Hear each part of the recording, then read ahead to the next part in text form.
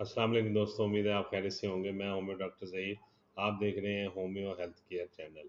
आज मैं आपको सर के शदीद दर्द में जो होम्योपैथिक की अद्वियात इस्तेमाल करवाई जाती हैं उनके बारे में थोड़ा सा बताऊंगा कि जब सर में दर्द हो और शदीद किस्म का दर्द हो तो कौन सी होम्योपैथी की आम तौर पर मेडिसिन जो है वो इस्तेमाल होती हैं जिससे सर का दर्द फौरी तौर पर ठीक हो जाता है। तो इसमें तीन मेडिसिन है, एक फेरम फास है, कालीफास है और मैग्नीशिया फास है, या मैग फास्ट भी इसको कहा जाता है। मैं दिखा भी देता हूँ। ये 30 पोटेंसी में आपने लेनी है। ये देखिए मैग फास्ट है, दूसरी मेडिसिन है कालीफास और तीसरी मेडिसिन है फेरम फास। ये आपने तीनों 30 पोटेंसी में लेके इनको आपस में मिलाना है। 10 कतरे सुबह, 10 दोपहर और 10 शाम इस्तेमाल करेंगे तो इंशाल्लाह ताला सर का जो शदीद दर्द है वो बिल्कुल ठीक हो जाएगा। और इसको जब दर्द ठीक हो जाए तो मेडिसिन आप बंद कर